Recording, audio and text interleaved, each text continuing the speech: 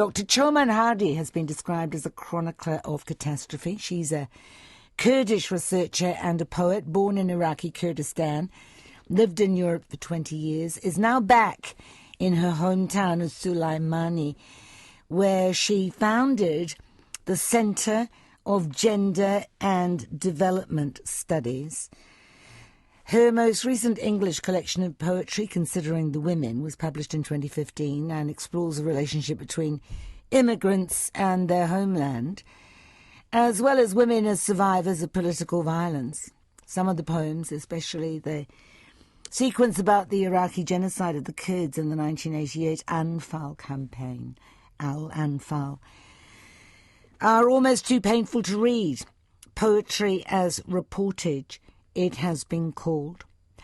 I suggested to her that a lot of powerful women, women leaders, and indeed women fighters are Kurdish, and I asked her what her gender studies curriculum would look like.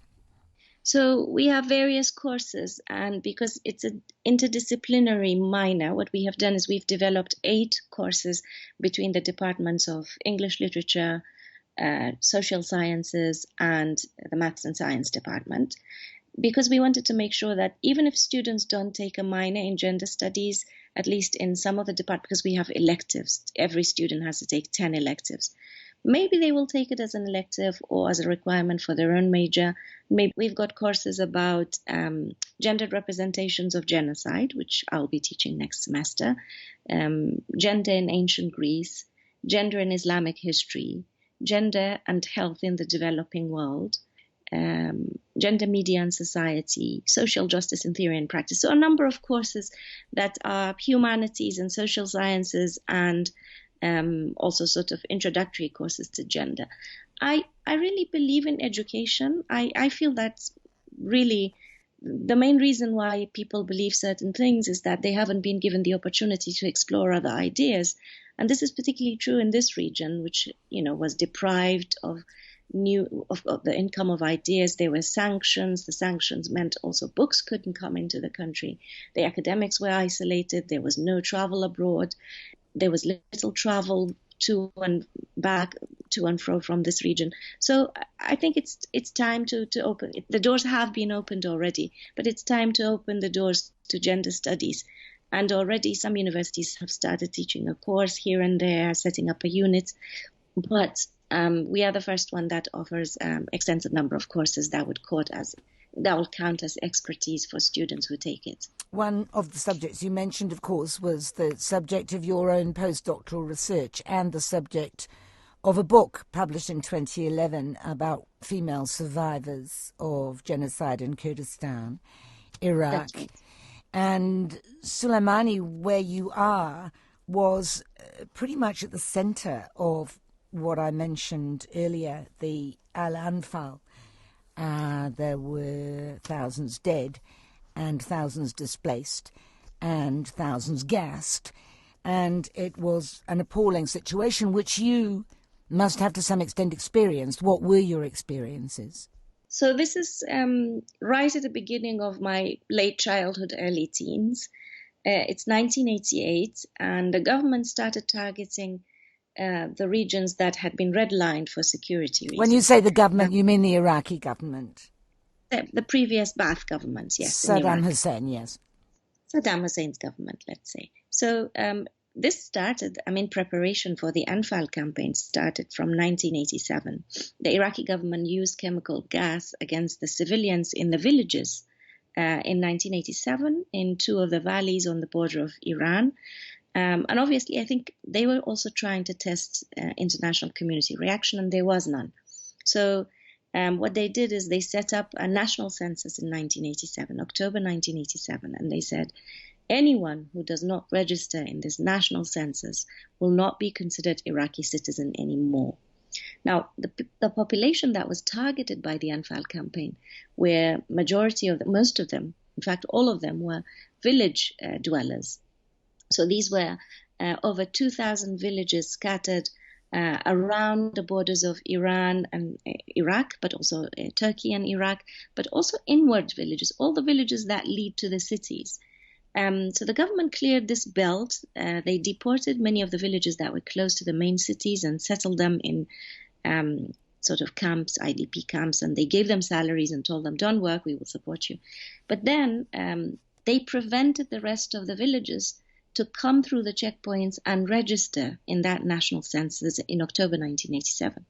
Most people didn't realize what that meant, what would be the consequences of not registering, because already the government was bombarding these villages on a daily basis. All the services, hospitals and schools had been withdrawn, civil servants had been withdrawn. And they just thought, so what if we lose Iraqi citizenship? We're not treated as Iraqi anyway. So I don't think most people that I interviewed actually understood the meaning of this. So after they were no longer Iraqi citizens, the decision was made to annihilate them. And why was that done? Because the Kurdish revolution or resistance or the movement was based in these villages on the borders. They were functioning from these mountainous villages. They were surrounded by mountains. It was very difficult for the government to reach them through army and traditional means. So, of course, they had to use extensive use of chemical weapons to get the population out. And the majority who were arrested, especially the men and boys, ended up in mass graves. Some of the women and children also had the same fate. And this is at a time where I was in the city of Sulaymaniyah. We heard reports of people being gassed. We heard reports of people being deported.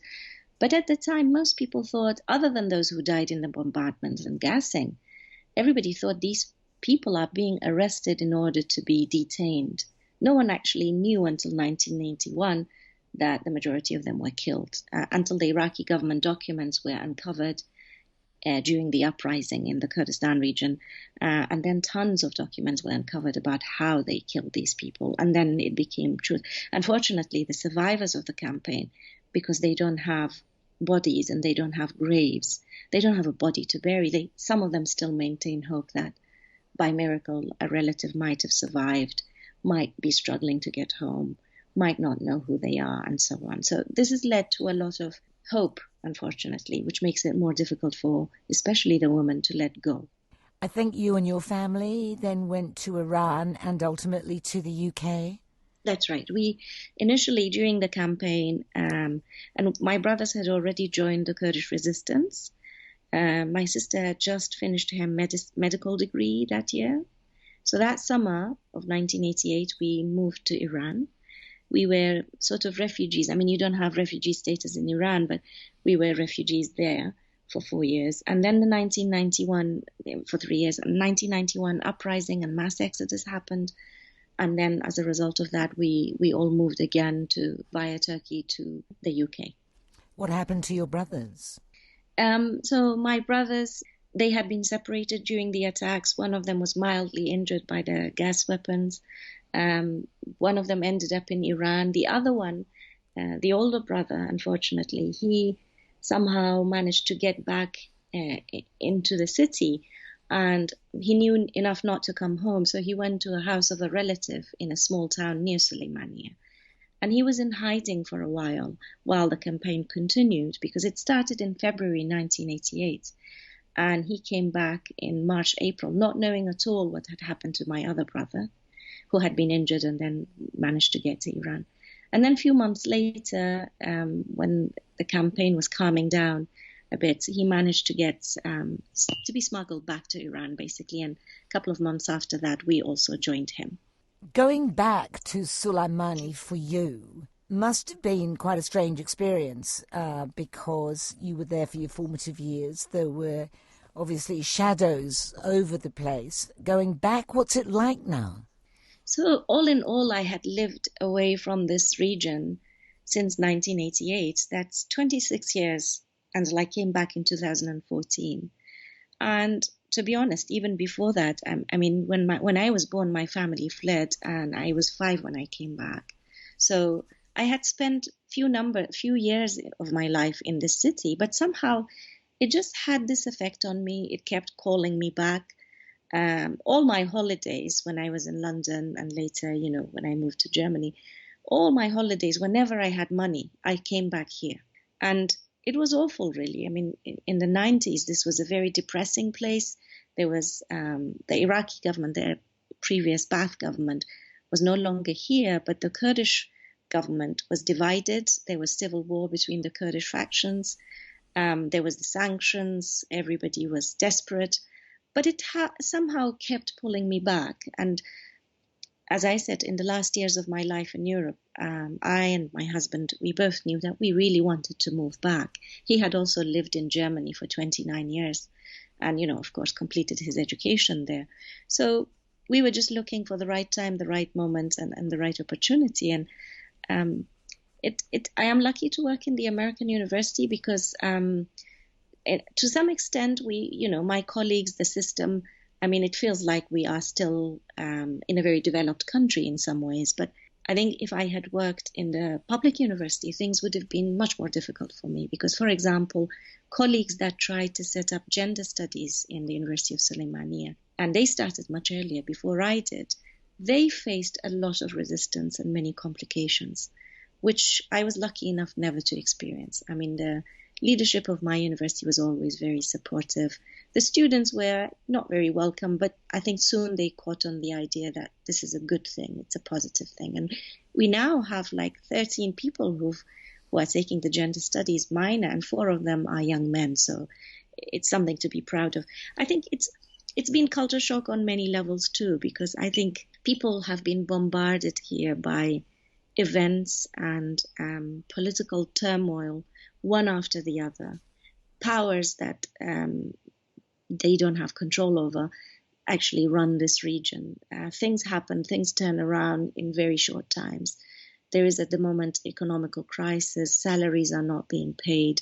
There was the referendum a few months ago for independence, Kurdistan independence, and it was met by big retaliation from the Iraqi government and retake of many of the disputed regions. The Kurdish airports were closed for 5 or 6 months. There's been a lot of tension, a lot of poverty, a lot of conflict. And I think that one result of continuous conflict is that people who experience it start feeling that there is not much they can do. And on the one hand, they feel that they can't feel anymore.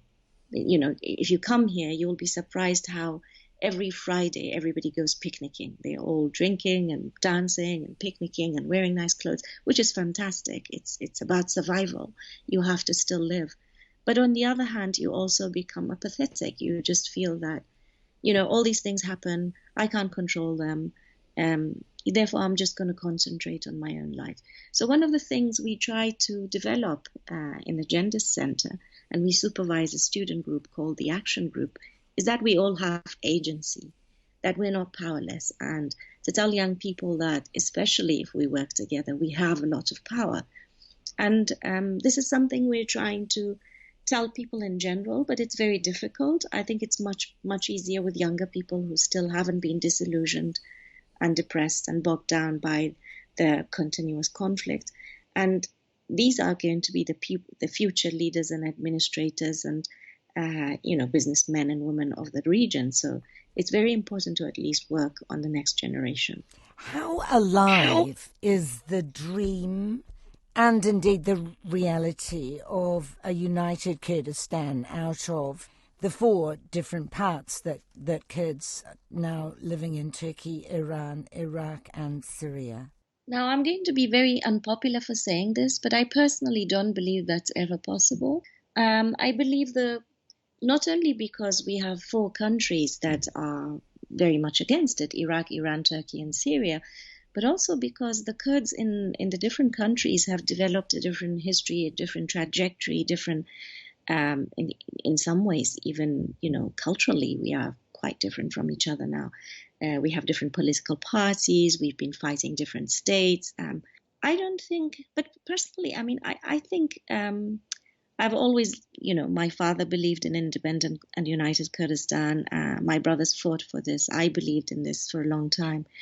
I was hopeful about at least a Kurdistan in Iraq, some sort of, even if not independence, but confederalism or of some sort, where the disputed regions were, which were forcibly Arabized because of the oil in these cities and towns, they would also be considered part of the Kurdistan region.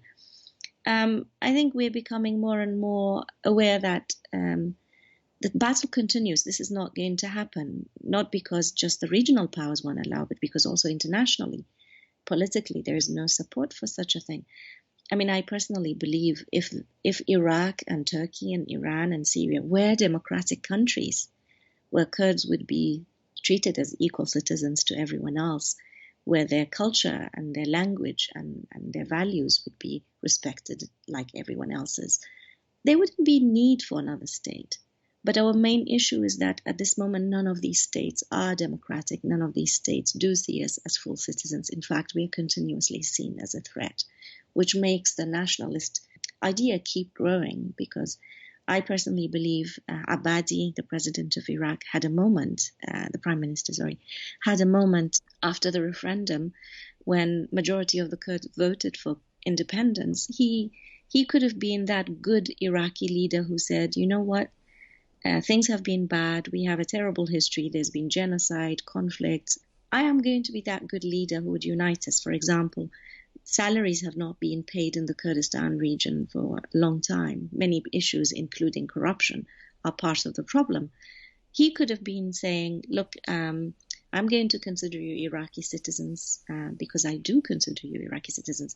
I'm going to treat you like everyone else and I'm going to pay your salaries. Unfortunately, this was a moment of opportunity that was lost.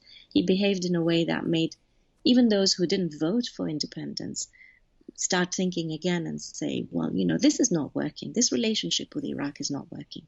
So it's just a bunch of irresponsible politicians. No one has a long-term view. If they did, if we had good leadership in Kurdistan and Iraq, I think there would be hope for us. But at the moment, I don't see it. One of the defining works of your life has been interviewing the survivors of the genocide, as we were saying, the women survivors of the genocide, which you wrote about in a book and also in your volume of poetry, Considering the Women. I would like you to read Dibs Camp, the Women's Prison, which, as it says in the book, is the story of Nabat Fayak Rahman.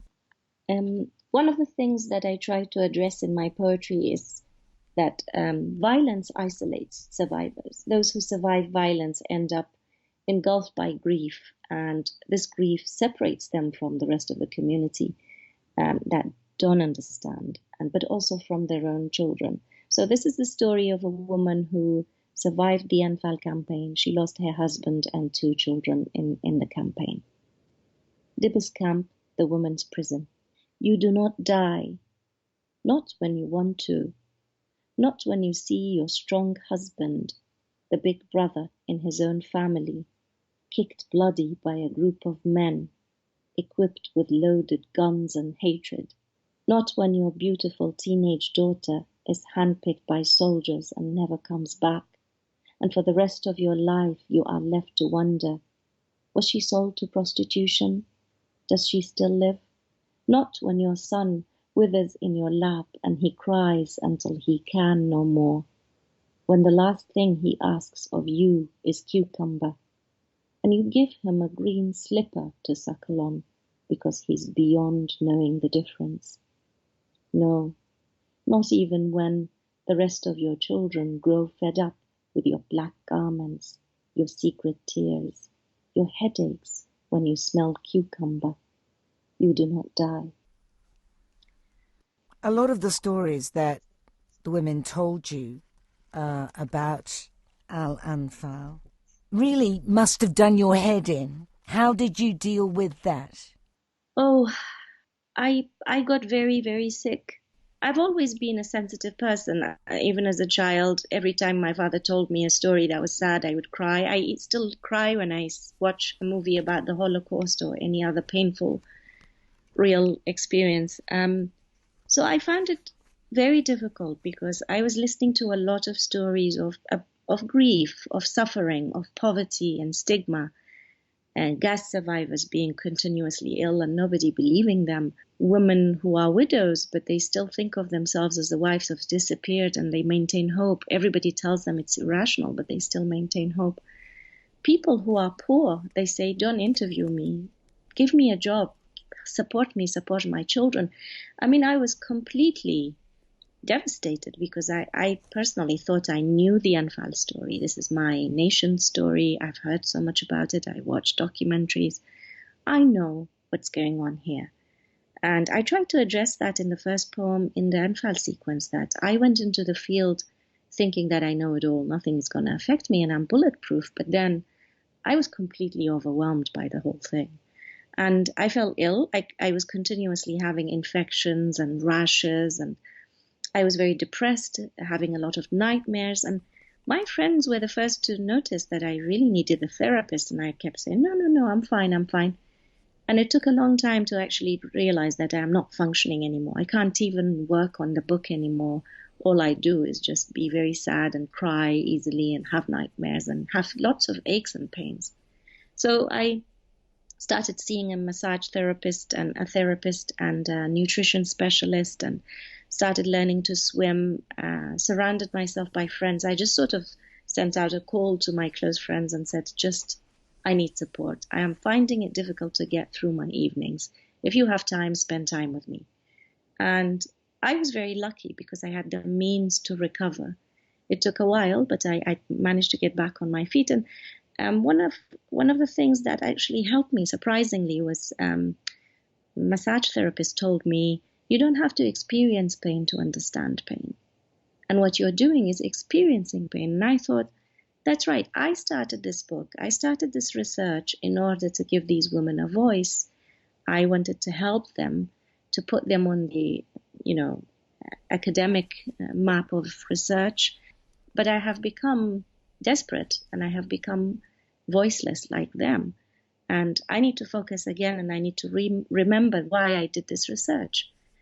So it helped me sort of pull myself together gradually, started working on the book, completed the book. That was a big ordeal. It took 5 years of my life. And then to actually write the poems, it took about 7 years, because the first versions of these poems in their Anfal sequence were very emotional and angry. They didn't work at all. And I kept revisiting them, editing them, leaving them for a while, sometimes for up to a year. I just wouldn't touch them again. I couldn't. And then I would go back and work on them. And eventually, just before I moved back to Kurdistan, I felt that they were ready for publication. The day before I traveled here, I sent them all to my publisher and saying, I don't know what you feel about this. This is 7 years of work in this book, because it had taken a long time between my first poetry book and my second, and partly because of this research, I was completely devastated. So I wasn't even sure if he was going to publish it. I just thought, I need to do this before I move back to Sili, because, post is not a big thing here, and so on. I would be much more isolated from here. So I was so lucky. Within a month, my publisher replied and said, this is great, I'm going to publish it. And even after that, I wasn't sure what the reaction would be towards the poems. And I was so pleased, of course, when it was shortlisted for the Forward Prize for Best Collection. Just the shortlist was enough for me, because I think we work really hard as writers, many hours on our own without any affirmation by anyone, and it's very lonely, and it's wonderful to get recognition. So it felt like it was worth it, that it had actually done what it was trying to do, and that was reaching people. I'm talking to Dr. Choman Hardi, who is a Kurdish academic and poet. And we're talking about your collection, Considering the Women. The Al-Anfal sequence is presented as a researcher going to these people, tell me your stories. And we come to a poem called The Angry Survivor, who says, I'm fed up with documentations of my grief, journalists asking me to sing a lullaby for my dead children. This is my story, not yours. Long after you turn off your recorder, I stay indoors and weep. And it must be like that for these people now, must it not? Yes, indeed. So what I tried to do, because before me, obviously, hundreds of researchers and journalists and government officials had visited these women. Some of it was for documentation in order for them to get access to services. Some of it was people like me doing research. Some of it was journalists trying to make sensational documentaries to commemorate the events. and so on. And some of them really didn't want to talk anymore. They felt exploited by all the comers who were interested in their victimhood story, not their lives, not interested in helping them. So all I could do was to tell people, I can't really offer you any direct help or support. I can just tell you that I will tell your story. I will not edit it like many people had, because they were very angry about their stories being edited by journalists and reduced to the story of Anfal. And they kept saying, my story is bigger than that. What happened after Anfal is still part of that story. Who I was before Anfal is still part of that story. So some of them would tell me while they agreed to be interviewed, they said, make sure you mention this in your book. This is important. So I think some women continue to tell their story to defy the dominant narrative about them and who they are, which reduces them to just victimhood.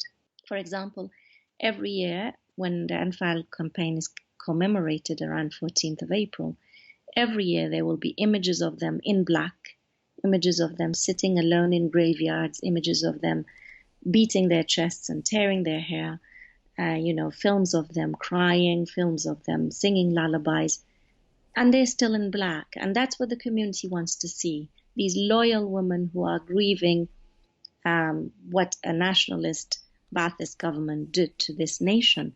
They are symbols of the nation's suffering. But in fact, they are also survivors. They are very strong women. They have managed to rebuild their lives and the lives of their children. They have managed to become the breadwinner, the protector.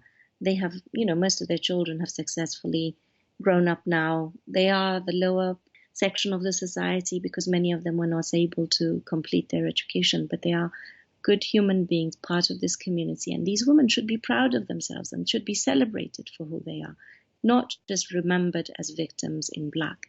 And so some women try to defy that image of themselves, try to say, my story is not just of victimhood. My story is me doing all of this without any support.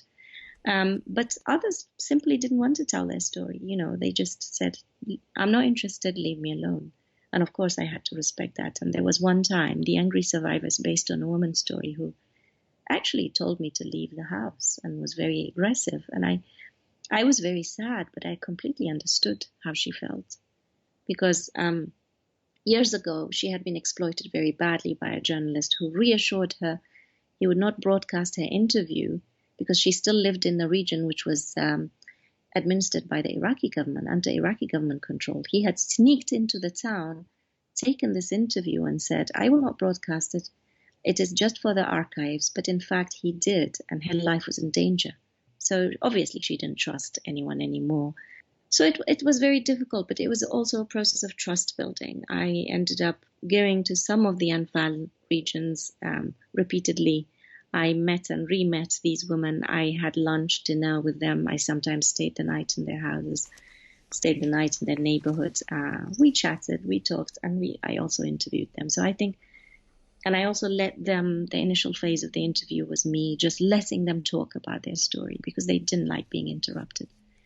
I would let them speak and tell their story as they wanted it, and then I would ask questions later in order to get further detail and clarifications and more in-depth information. There is a part of your book, I think, in which you claim that Kurdish nationalists feed on the emotional wounds of Kurdish women being raped and abducted by Arab men. Their experience has become, albeit real, part of the propaganda as well. Do you still believe that? Sure. I mean, especially at a certain time. In early 2000s, a document was uncovered, which was later claimed to be a fake document. But this document named 18 Kurdish girls and women who had been captured in the Anfal campaign. So these women existed, actually. They were all real. One common fact is that they were all young and beautiful. And the document said that they had been sold to brothels in Egypt. Now, this document was shared widely at the time on all Kurdish websites. People were talking about it. Journalists were trying to go and find these women in Egypt. Now, Kurdish women were actually given away as presents to Arab tribes during the Anfal Campaign. I mean, this is a fact, it's documented.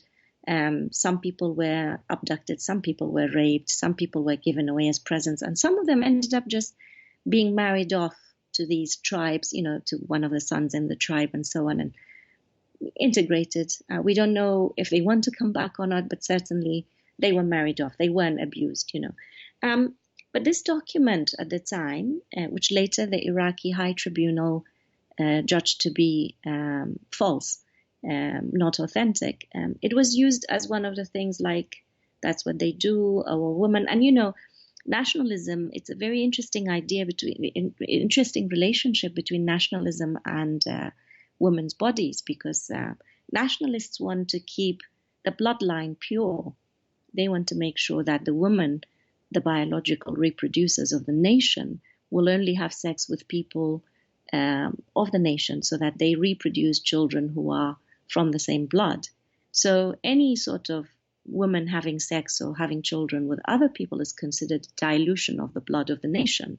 And, that means we are being dissolved, basically. The second thing is women are seen as, and this is not my words, this feminists have written a lot of, books about this. The second thing is women seen as bearers of the nation, but also as cultural reproducers of the nation. The mothers are passing on language and culture and values and religion. So if the women are taken away and they have children with other men from other groups, therefore these values will not be passed on to the next generation and so on. So nationalists guard the bodies of women viciously, because it's about the nation and its survival. So any effect of in fact, effort by others to, for example, in the case of the Yazidis, how the ISIS enslaved Yazidi women, forcibly impregnated them, and sold them several times and so on. This is considered a sort of contamination of the group identity. In Soleimani, in Iraqi Kurdistan, are you able to teach in your gender studies course the wrongful things that are done to women, not only by the Iraqis, but also within Kurdish society? Oh yes, I try to integrate that all the time. The good thing about my university is that you can choose the material you teach as long as you meet the goals of the course, the objectives and course outcomes. I wondered whether nationalism came with a certain patriotism that did not brook criticism. Yes, of course. I mean, nationalism was in fact a reaction initially to forces that are trying to eliminate your identity. Kurds were not nationalists initially. They were very much like, we're all brothers, we're all Muslims sort of thing, like the post-World War, First World War. Everybody was concerned about building nations. The Kurds were very much, into or deceived by this Islamic Brotherhood, which is a myth anyway. So, but I think experiencing oppression in all four parts led to reactive nationalism, because your identity is being targeted. Your language is being, for example, in Turkey, your language is being forbidden, is not considered legal, and so on. So, of course, nationalism starts to protect the identity of the group. But, of course, also, as you said, it's a kind of nationalism that any sort of questioning or any disagreement will lead to you being labeled a traitor. So it's very clear, like most ideologies that believe in absolute right and wrong, it's very difficult to criticize it. But the good thing about Kurdish society in general is that it's very heterogeneous. We have quite conservative Muslims, we have secular people, we have feminists, we have Islamists, we have all sorts. There are many sectors of the society, and debates and conversations are regularly happening on TV between different sections of the community, and they're all heated debates, but at least you can talk, you can disagree. As you mentioned, there was a civil war too in Iraqi Kurdistan in the mid-1990s, and it was a very bloody war. Barzani headed one faction and Talabani headed the other faction. I'm wondering whether the wounds of that civil war are still evident. Oh, yes. There are still families whose sons have not been, they don't know where their sons were buried, what happened to their sons. There are still sons who disappeared. So the families who were affected firsthand are still very, still very grieved and angry. and they still have no confirmation about what happened to their children. But also, I think it led, once these kind of things happen, it leads to a lot of, there are still tribes who believe in revenge and believe in the government will not help you get justice, you have to do it yourself, sort of thing. But I think also because PUK and KDP formed this alliance together, initially everybody was very happy about this alliance because it meant the end of conflict, but in fact it became an alliance of corruption, sadly to say. So it was like PUK and KDP sort of covering each other's back on many issues and forming a government together, which has been very problematic in many ways. The Kurdish government has tried in some aspects, especially in relation to women's rights, to reform some of the Iraqi laws. And we have more progressive laws, for example, in some sectors. But in many other ways, it has been a failure. So now a new election is coming up and people are thinking, can we displace this PUK-KDP alliance? The same parties that were in civil war together, they have been ruling this region hand in hand, supporting each other through it for over 10 years now. So now the next step is to get the democratic process in place and to give someone else the seat and see if they can do a better job. And what do you think? I think there's a lot of anger and disillusionment, and many people are saying they're not going to vote because it will be a rigged election like the others. But there are still others who believe there is hope. We try to say to the other parties that unless they form an alliance together, at least for now, Islamists and communists and liberals, it will be very difficult. If they don't form an alliance together, it will be very difficult to displace the KDP-PUK government and alliance. But how successful that would be will remain to be seen. I don't have much hope in the short run, but I'm always very hopeful that these things will take time. But, look at us where we've come from. We came from genocide and annihilation. And I'm now teaching gender studies in a liberal university, and I'm educating young men and women about many social justice issues. I think we've come a long way.